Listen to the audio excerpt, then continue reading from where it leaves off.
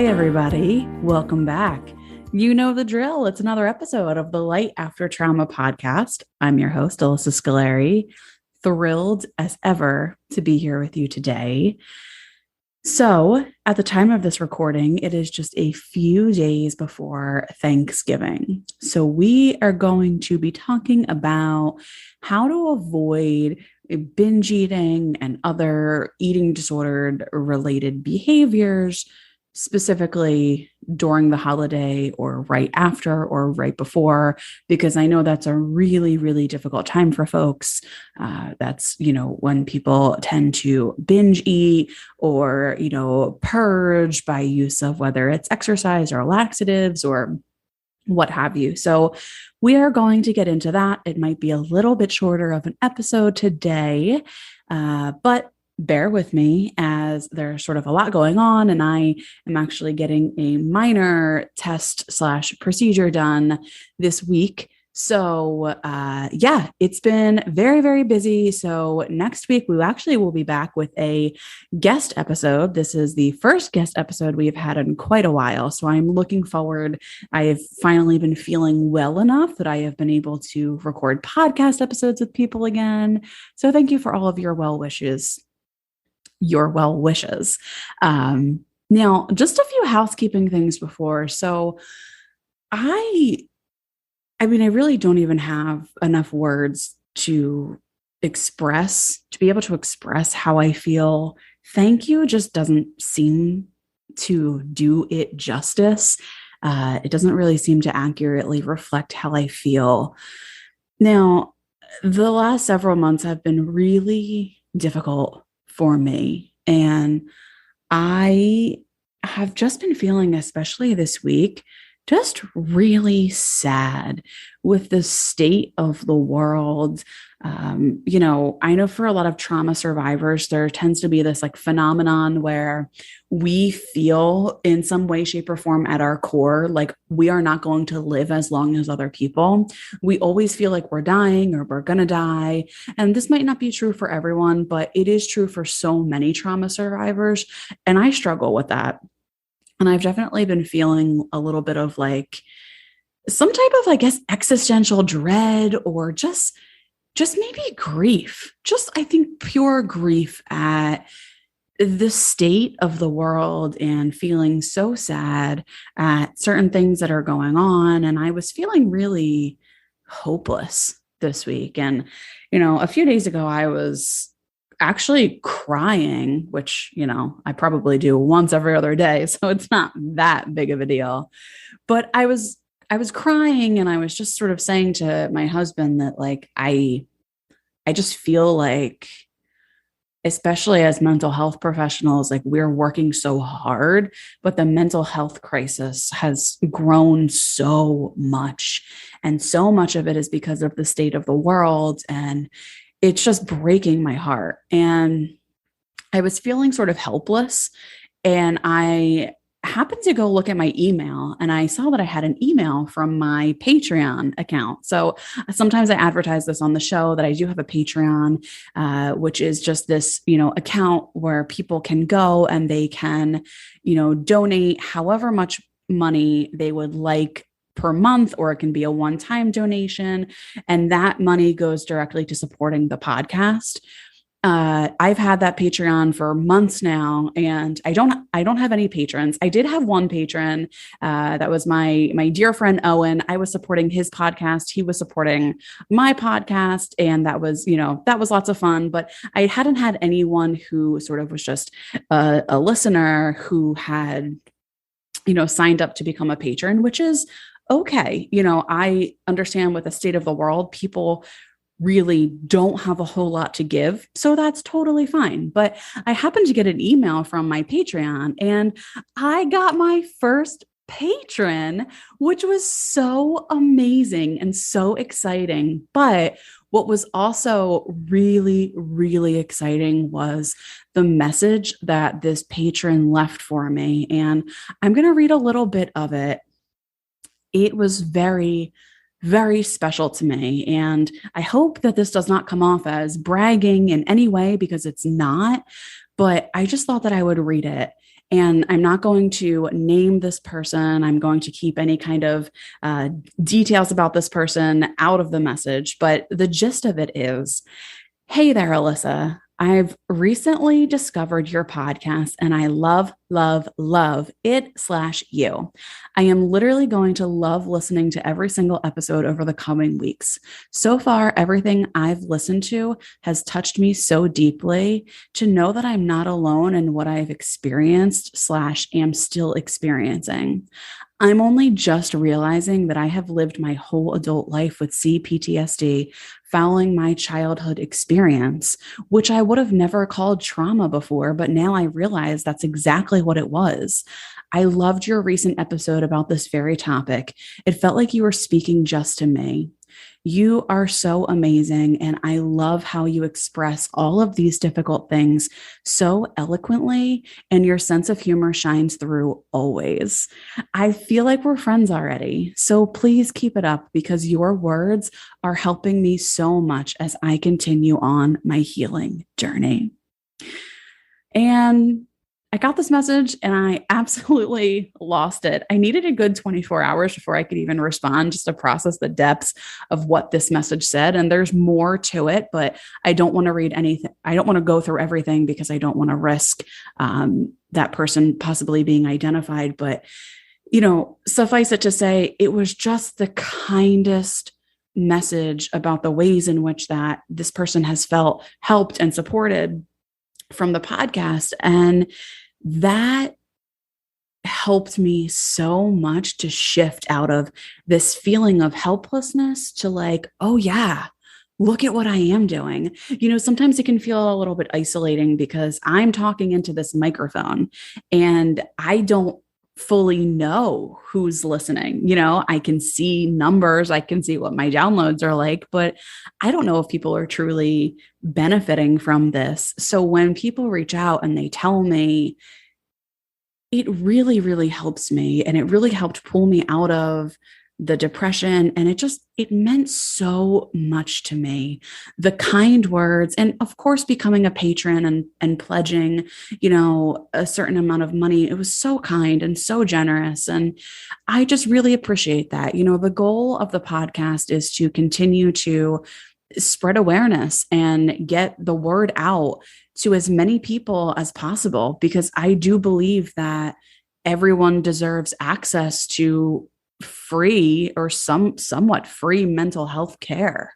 It's vital, but it's not free. So that was part of the goal of this podcast. And, it does cost. Part of the reason why we even have the Patreon set up is because it does cost quite a bit of money to run this podcast, between everything that goes into it, having to purchase, the website or the software that puts the podcast out into the world, having to purchase all the materials to make all the artwork and to do all of the social media posts and the editing, all of that stuff comes down. It costs about $800 a month thereabouts to be able to keep this podcast rolling.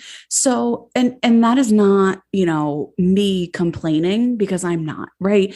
Obviously, if we did not have the funds to be able to do that, I wouldn't be doing it. I would be scaling back. But again, I believe that it's really, really important for people to have access to free mental health care. So this podcast is very important. So I do not mind the money that goes into it. With that said, it always is really, really nice because, if a few people are able to give, $2 a month or $3 a month or $1 a month, whatever they're able to give, whatever you're able to give, goes towards the podcast. And it's really, really helpful.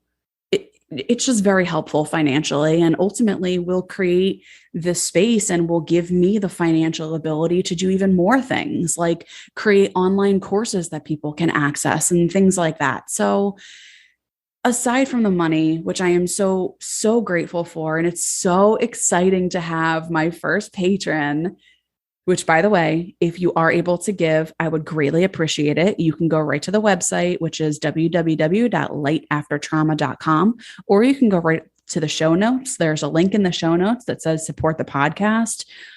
I would greatly appreciate it. But aside from the money, this message gave me so much hope and healing at a time where all I could feel was despair. So thank you, thank you, thank you to all of you who have reached out to me, who are telling me that you're enjoying what you're hearing. Your words do not go. I don't take that for granted. In fact, I actually keep the messages that I get. I sort of put them into like a Word document and I print them out. And of course, nobody's name is used, nothing like that. No identifying information. Of course, your privacy is very important to me, but the messages I keep. And on my lowest days, I go back in and I pull them out and I am reminded of the family that I have made, the family I have all across the world because of this podcast. So thank you. Before I absolutely sob, I will move on, but just thank you. I just can't, I don't have words. So with that said, let's transition a little bit into the upcoming holiday or holidays, whatever holidays that are coming up that you are celebrating. I know lots of people tend to get very, very nervous about Thanksgiving, right? Thanksgiving tends to be, and I actually remember being in eating disorder treatment. And when I was there, it was sort of a general consensus that Thanksgiving was one of the most triggering holidays for people who struggle with eating disorders. And for me, it was so difficult. Thanksgiving was a huge, huge binge day for me, huge binge day. And it wasn't just Thanksgiving. It was sort of the days leading up to Thanksgiving, then during Thanksgiving, and then after Thanksgiving. So this episode is really focused on how to function and how to beat the binge, how to beat relapsing when we have big holidays like this. Now, the first thing that I recommend is you treating the day like any other day. What do I mean by that, right? So many people, I remember growing up and like a lot of the adults in my life being like, oh my God, I haven't eaten all day to prepare for this meal. I am starving. So I naturally just sort of assumed that when you were going to have a big meal, you aren't supposed to eat all day. So I didn't for so many years. And then what would happen is I would, skip breakfast, skip like lunch, and we would have Thanksgiving dinner and I would binge and I would be just hoarding food into my mouth. And when people weren't looking, I was like taking extra bites or, scooping food onto my plate when I thought no one was looking at me because I couldn't get enough because I was so famished. And it doesn't need to be like that. So the most important thing is for you to wake up and eat. And that might go against everything that your eating disorder tells you to do. That might go against what the people in your family are doing. That might go against what your partner is doing. But you need to eat your food. It is so important. So have a good breakfast. If you don't have lunch, okay, because sometimes people eat, I know most people have Thanksgiving dinner at like 2 or 3 o'clock. In my family, we always had it at like 6 o'clock, 6:30. So you can bet I was eating breakfast and lunch and I was having all the meals. And then when it was time to eat, I wasn't ravenous and ready to just eat everything in sight without even thinking about, what I was eating or really checking in with my body at all.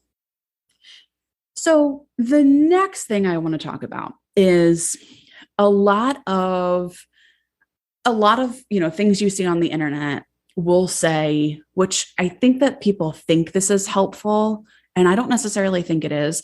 So a lot of people will say things like, well, you need to shift your focus of the holiday. Don't make the holiday about food. What you need to do is you need to make the holiday about gratitude or family or Jesus or this or that or whatever it is that you want to make the holiday about. So many people will tell us like, don't make that holiday about food. And I'm going to call BS on that because I think that that too sets us up for binge eating. And the reason why I think that is because it is not realistic to pretend like the food doesn't matter on a holiday. You know, there's a reason why people love going to Epcot in Disney in Orlando, Florida, right? And that is because you get to eat around the world. Yes, it's really nice to look at the knickknacks and, you know, the statues and the other different types of, you know, cultural things that are in the different parts of the worlds in Epcot. I used, you know, I say worlds with like air quotes because it's all in, you know, the same park. But what people go there for is the food and the drink. And that is because food is so deeply tied into our culture. Food is so important. And when we try to tell ourselves that we need to shift out of being excited about the food and instead, you know, think about other things, then we're denying our culture. We're denying who we are on a fundamental level, which, listen, I'm a foodie. I am a foodie. If somebody tells me not to make a big deal out of the food that's going to be there, I get flooded with shame because it goes against who I am, quite frankly. I'm coming for the food. I mean, I'm staying for the company, like, don't get me wrong, but I'm coming for the food. And that is okay. It is okay to love the food. So allow yourself to be excited for the food, right? Please don't do what so much of the internet and, you know, diet culture in disguise is going to tell you to do, which is to, like, you know, make a gratitude list. Listen, if you want to make a gratitude list, by all means, please do. I think that that is a great idea to be able to kind of shift your mindset and get you in a good headspace. But also make sure if you do a gratitude list that one of the things you're grateful for is the bomb ass food you're about to eat, because it is so important. Food is a part of life, and we are meant to enjoy food, and certain foods nourish our bodies and other foods nourish our souls, and we need both and we love both. Amen. Okay, I'm done with that part. So the next thing I want to talk about is figuring out what your boundaries are going to look like. And some of this ties into, and you can find this in an older episode about that I put out a few weeks ago about setting boundaries with your family around the holidays, but it's important to touch on. So I'm going to touch on it again briefly. You want to make sure that you are sitting by people or surrounding yourself with people who are not going to engage in the diet talk. So please, please, please, if you need to, like, send this to a family member, this is the message and the notice to not bring up diets during the holidays, during the meals. Please, please, please. And don't surround yourself with people who you think are going to bring that up. So listen, sometimes it's unavoidable. Okay. You know, I know for me, it was unavoidable. I had no choice but to sit at a table with people at certain times in my life who can talk about nothing but, oh, I have to work this off, and oh, I can't have this because it's too much sodium, blah, blah, blah, blah, blah. Sometimes you can't get around it. Sometimes you have no choice. Here's what I would like to recommend. If somebody starts to talk about the calories or the carbs or the fat content or the salt content, get up and go to the bathroom. Give yourself permission to get up and go to the restroom. As uncomfortable as it may make you, get up, because you don't deserve to have to sit there and listen to that crap. And it's not even just about that very moment, right? Because this is what often happened to me when I was in the height of my binge eating or in the height of my anorexia. What would happen to me is I would be sitting with people and somebody would say something, right? Okay, for example. So I went to my cousin's, was it a cousin? I don't know. Some family member's baby shower. No, wedding shower. I don't know. Some family member shower. And this was like in the throes of my anorexia. So I had lost a significant amount of weight, but because I was heavier, I was being praised for it, right? I saw this audio clip on TikTok, and I don't know whose audio clip it was, so I can't give them credit. But if you happen to hear this and you want the credit, please reach out to me and let me know. But it was this audio that said, when you are already thin and you develop an eating disorder, you go to the hospital. But when you have fat on your body and you develop an eating disorder, you are a success story.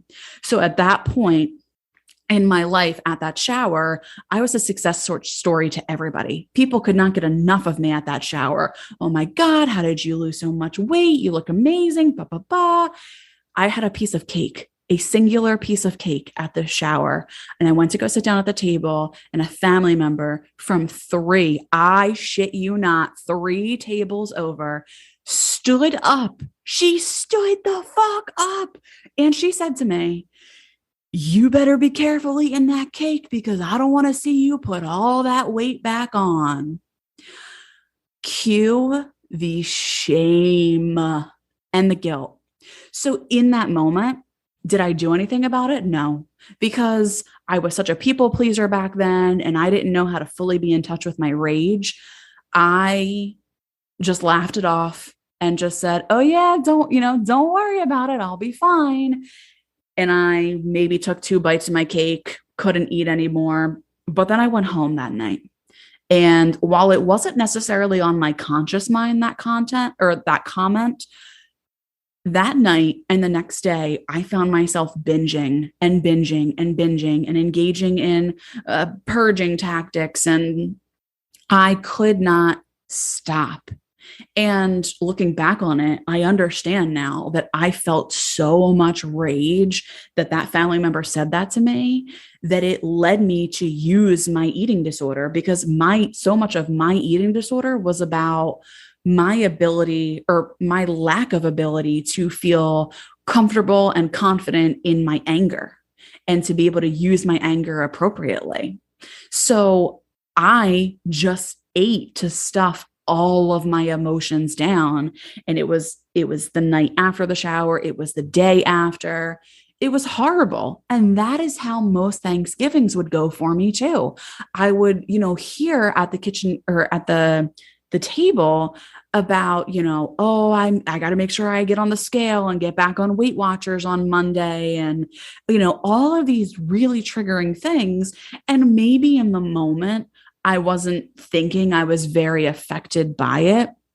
But then, I would bring leftovers home from Thanksgiving. And then that night and the next day, I was binging on all the leftovers.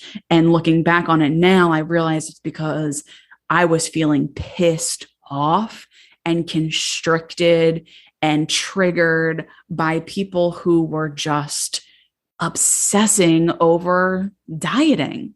So it is really important, move your seat, try to change your seat, try to sit next to people who are safe and have a support. If you can't have a support when you are at that meal, then make sure you have somebody on the phone. And if somebody starts talking about dieting and exercise, just go to the bathroom. Go to the bathroom. And if you get up and go to the bathroom enough times, people get it. People actually start to catch on, and then it's not uncomfortable because people start to see what's happening. Again, not everybody, but either way, at least if you get up and go to the bathroom, or if you say, "Oh my gosh, somebody's calling me. I really need to take this. Excuse me." Anything. "Oh, I need a glass of water. I'll be right back." Let it take you 5 minutes to get a glass of water. You don't owe anybody anything. So here's some other things that I have found really, really helpful. Check in with your body throughout the day. If you can't bring a notebook with you, then I find it really helpful to at least go into the notes section on your phone and start tracking your hunger and fullness levels. Not to judge, right? Try to track them without judgment, but just to get a sense of where you are. Again, if you want to eat more, that's okay. Let yourself eat more. But sometimes during big meals like this, we tend to check out, right? Trauma causes us to be disconnected from our bodies anyway. But then when you have, a big meal and a holiday on top of that, we're super checked out and dissociated and not in our bodies at all. So just have an intentional check-in. Do a 1 to 10 hunger fullness scale and just take a note. This might be triggering for some people. So if you feel like it would be triggering for you, then please don't do it. But I know that for me, I had to intentionally, in the earlier stages of my recovery, I had to intentionally write down what exactly I was feeling in terms of I had to give it a numerical value in order for me to really feel connected with my body at all. So if you think that would help you, please do that. Here's something else I want you to remember. You are not going to gain a significant amount of weight from eating past fullness. You don't have to eat past fullness on this day because the very, very foods, the very exact same foods that will be on that Thanksgiving table or that Christmas table or that Hanukkah table are the same foods you can have all year round. I feel like nobody tells us that, right?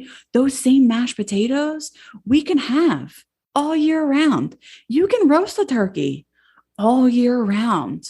You can have green bean casserole, cranberry sauce.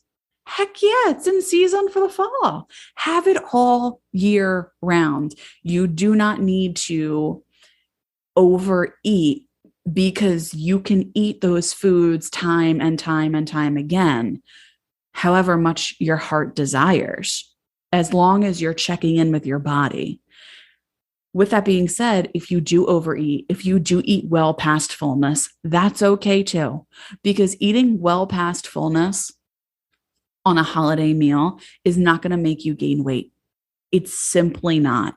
It takes a lot more calories than people think to be able to cause true weight gain, which means when I say true weight gain, our weight fluctuates, especially, if you are a woman, your weight fluctuates so much because of where you're at in your cycle, because of, water weight, inflammation, what have you. So when I say true weight, I mean it takes a lot of calories for 1 extra pound of fat to form on your body. I'm talking a lot. And I forget the exact number. And I tried to look it up, but I could not find the source where I read it before. So if I find it, I will definitely let you know. But trust me, it's not as easy as people think it is to truly gain pounds and pounds of fat.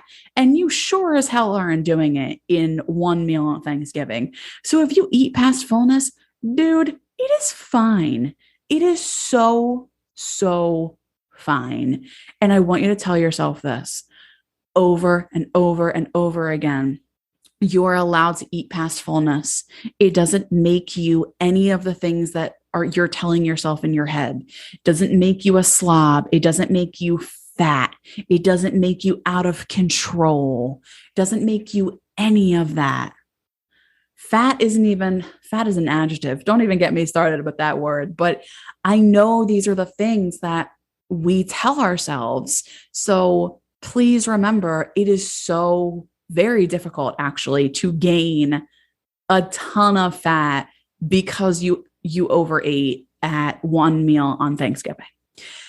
Which leads me to my next point that I want to bring up, which is like exercising.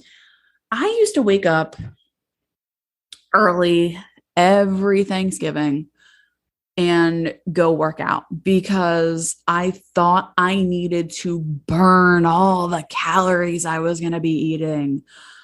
Oh, dear Lord, I was so wrong. So, speaking of calories, it is like nearly impossible to use exercise to burn off a meal. You would have to do so much exercise. Exercise doesn't necessarily control your weight either. And I know there are a lot of people who might come at me with this one, but I have spoken to enough dietitians, enough, registered dietitians, enough intuitive eating experts to know at this point that exercise truly does not affect your weight all that much. And you really can't burn off your Thanksgiving meal or your Christmas meal. It doesn't work like that. Of course, diet culture is going to lead you to believe that you need to get to the gym 5 days a week at least to be able to burn off all the turkey and the stuffing and whatever. But like, it doesn't work like that at all. So please remember that if you want to exercise, great. If you want to go take a walk after your meal, before your meal, just to get some mindfulness in, just to be able to connect with your body and see where you're at. If you want to do some yoga, phenomenal, have at it. But please do not do so with the intention of burning off the food that you plan to eat or the food that you have eaten, because it just doesn't work like that. So that I believe are all of the tips that I have to survive a holiday meal.